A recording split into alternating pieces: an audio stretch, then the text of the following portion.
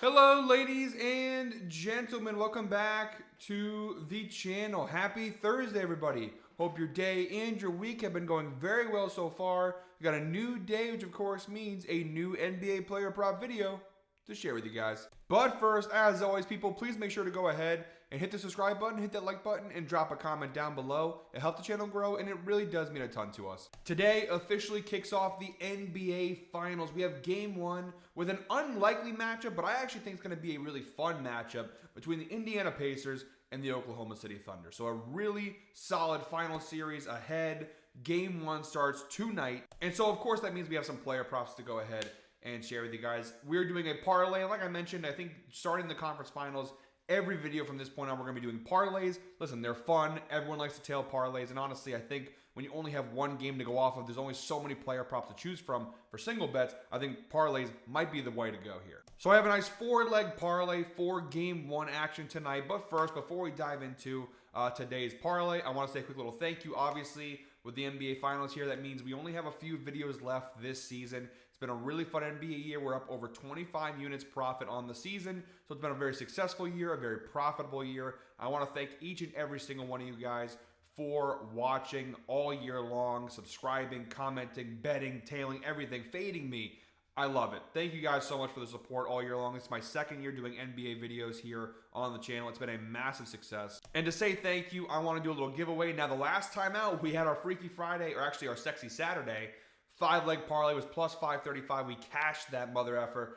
And we did hit our gift card for that video. Let's do a little giveaway for this one too. No ifs, ands, or buts. We don't need the parlay to hit. Just comment what team you think is going to win the finals, and I'll pick one lucky commenter to go ahead and win a free $25 Amazon gift card. Little positive vibes to kick off this final series. Hopefully we hit a couple parlays and finish the year off very, very profitable. So comment who you think is going to win down below, Pacers or Thunder. I think most people probably think OKC. I do think the Thunder will win the series, but I do think Indiana will play a lot more competitive than people think. I think the series goes at least 6 games. I think the Pacers, they have a very deep team that can give OKC some fits here. So I think the Thunder do win, myself personally, but I do think the series will go beyond 5 games. So comment who you think is going to win down below. We'll pick one person to win a free $25 Amazon gift card. And yeah, with all that out of the way, guys, let's dive right into today's picks. All right, guys, jumping right on over to the outlier screen. Like I mentioned, we are doing a 4-leg parlay. We're using FanDuel for today's parlay. And yes, guys, we're using alternate lines. We got a 4-leg parlay. At the time we're recording right now, it's plus 290. We'll see how it goes by the time we get to the end of this video. But 4-leg parlay plus 290 odds. The first leg of our NBA Finals Game 1 parlay. We have, of course, 8:30 p.m. tip-off between the Pacers and the Thunder. We got SGA here, over 5.5 assists. We're grabbing it for minus 295, minus 300 on FanDuel, depending on what category you bet it in. We have it for minus 300 in the parlay. So minus 300, this is by far the highest alternate line of the legs. I was thinking about cutting it out, but I just think the prop is so solid, I had to go ahead and put it in the parlay. So SGA over 5.5 assists, and the recent data is phenomenal here. 9 of his last 10 games, he's cashed the over, averaging 7.1 assists per game over his last 10 games. He's been on a tear. This includes the Nuggets series and the Timberwolves series, and we look down below here to the numbers. He's averaging 15.8 potential assists per game over the last 10 games. So really good numbers, and honestly, the further you go ahead and stretch the data out, the numbers are still really solid. Last 20 games, 80% hit rate, averaging 6.85 assists per game over the last 20. Overall this year, including playoffs and regular season, a 66% hit rate on the over. 61 out of 93 games he's cashed the over, averaging 6.44 assists per game this year. So really good numbers across the board here for SGA. And look at the head-to-head numbers. He has faced off with the Pacers 2 times this year, and both times they played this season, he cashed the over. Back on December 26th, the day after Christmas, he had 8 assists, and then the last meeting on March 29th, he had 8 assists. And we look down below at potential assists. We don't have any information for that December 26th game, unfortunately, but in the March 29th game, he had 10 potential assists and was a 21-point win for the Thunder. So pretty decent head-to-head data, although it is a smaller sample size. All the numbers look really good on this player prop. You also have the insights provided by Outlier. SGA has exceeded 6.5 assists in 6 of his last 7 games at home, averaging 7.4 assists per game over the last 7 home games. Those, of course, all being playoff games. So really good home numbers. Again, we're getting it at 5.5. So this line is for 6.5. we get a little more insurance with the 5.5 line here. But really good numbers across the board. In the Pacers versus point guards this year, bottom 10 in the NBA in assists allowed to point guard. So really solid matchup across the board. Love this spot for SGA as the first leg of our 4-leg parlay. For our second leg of our 4-leg parlay, we're looking at Pascal Siakam of the Pacers over 19.5 points plus assists. Mr. Reliable, I call him. He's been one of the most reliable guys for this team, not only from a betting perspective, but just from an overall perspective. Should he have won Eastern Conference Finals MVP? I think it should have been Halliburton. To be honest, though, I do think Conference Finals MVP awards are kind of dumb. I think that, if you're going to hand it out, it should have been Halliburton. But Siakam, he played well enough, but I think Halliburton was really the driver in that series for the Pacers, but that's just my opinion. But really good numbers here for Siakam. 8 of his last 10 games, he's cashed the over, averaging 25.7 points plus assists per game over his last 10 games. And looking at the misses, here versus the Knicks back on March 25th, he had 17 points and 2 assists, literally missed the line by 1 point/assist, and then back versus Cleveland on May 6th. He missed it by a little bit there, but really solid run lately for Siakam. Even looking at the overall season data, which includes postseason and regular season, a 73% hit rate on the over, 69. Pause for the applause. 69 out of 94 games, he's cashed the over, averaging 23.72 points plus assists per game overall this year. Listen, guys, there's not going to be too many pauses for applause left this year. At most, we have 7 videos left together this year. If the series goes 7 games. If not, we have fewer than that. So one of the final videos of the NBA season. So we got to get them all in while we can. That's what she said. All right, then the head-to-head data, 3 of his last 4 matchups with the Thunder, he's cashed the over, averaging 20.5 points plus assists per game. Again, 2 times they played this year. On December 26th, he did cash the over with 22 points and 3 assists. But their more recent matchup on March 29th, he had just 11 points and 1 assist. Just didn't shoot the ball all that well in their last meeting. But let's look at the last 10 games just to show his usage numbers and everything. He's taking a lot of shots, especially in that Knicks series. They really turned to him in that Knicks series, take a lot of shots. He's averaging 15.7 shot attempts per game over the last 10. He's averaging 4.8 potential assists per game over the last 10 games. And obviously, the minutes are going to be high. Here in the finals, there's no more holding back. He's full send here. I expect Siakam to get all the maximum usage.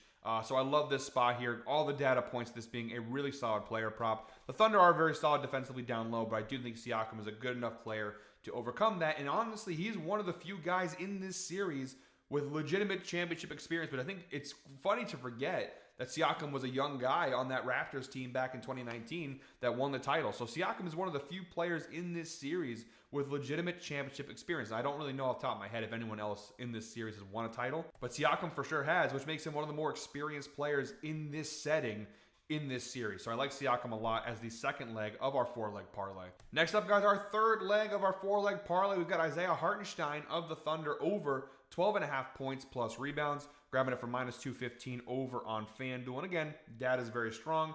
8 of his last 10 games, he's cashed the over, averaging 15.9 points plus rebounds per game over his last 10 games. Even the last 20 games, 85% hit rate, 17 of his last 20. He's cashed the over, averaging 17.3 points plus rebounds per game over the last 20 games. And then the season data, postseason plus regular season, he's played 74 games. He's cashed this line in 68 out of 74. That, of course, being a 92% hit rate, averaging 20.93 points plus rebounds per game overall this year. So what's the catch here? Why is this line so low to the point that he has a 92% hit rate on the year? Well, let's look at the last 5 games of that Knicks series. Now, he did cash the over in 3 out of 5, so still pretty decent numbers.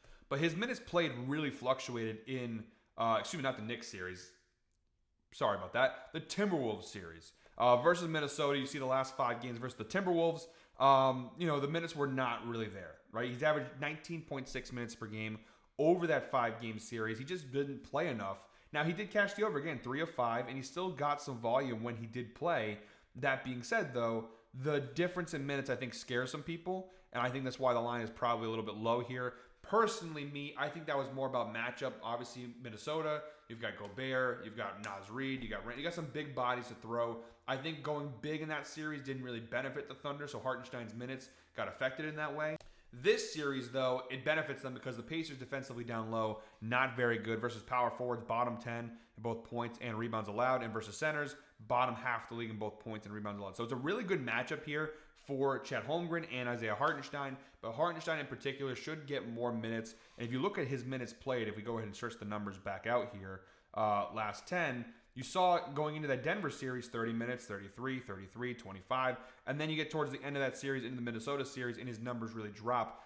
This series, I think, is going to go a little bit more like the Denver series. I think he's going to play a lot of minutes. I think the minutes played in that Minnesota series are not going to be reflective of this one. So I really like the spot here, and we also have the insight provided by Outlier that shows us that Hartenstein has exceeded 14.5 points plus rebounds in 94% of his last 17 games versus bottom 10 defenses for rebounds allowed. Again, Hartenstein has exceeded 14.5 in 16 of his last 17 games versus bottom 10 defenses for rebounds allowed, averaging 22.5 points plus rebounds per game. And again, we're getting it for 12.5, so we're getting it even lower than this. And you could go a little bit higher. I think the insurance that we're taking here, taking a 12.5, is in case he does play less than 20 minutes like he was in the Minnesota series, which I guess could be possible. But it's just extra. You could, if you want to be risky, you can go a little bit higher. It'll obviously increase the odds of the parlay.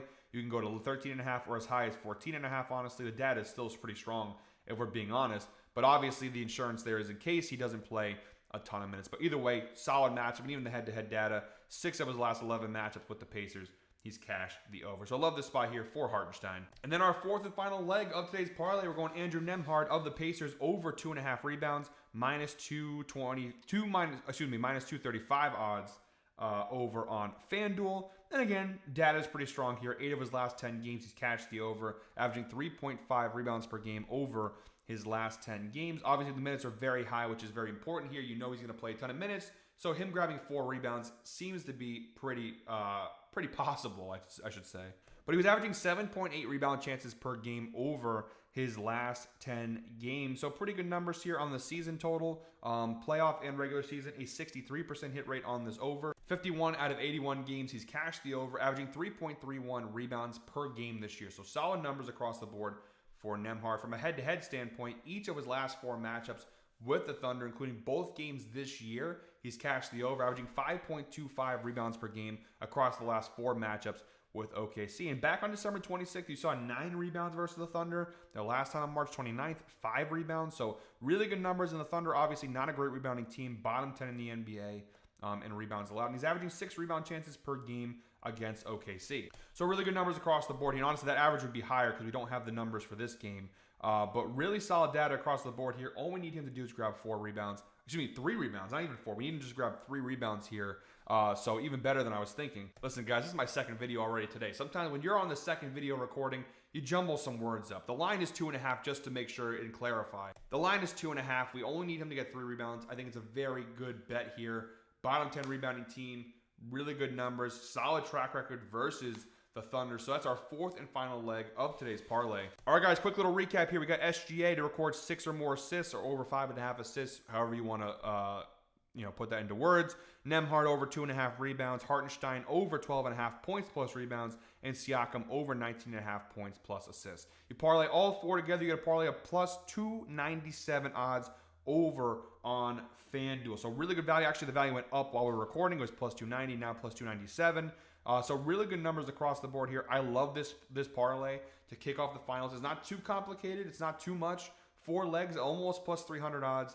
I think it's a really strong value for a very strong start to the NBA Finals. All right, guys, that is it for me today. Thank you very much, as always, for watching. One more time, please make sure to go ahead and hit the subscribe button, hit that like button, and drop a comment down below. Don't forget to comment what team you think is going to win these NBA Finals, and one lucky commenter win a free $25 Amazon gift card. Guys, we'll be back for Game 2. I believe it's on Saturday. Until then, I hope you're all winners. Enjoy the NBA Finals. I think it's going to be a very fun series. I know some people are being Debbie Downers and, oh, the small market matchup.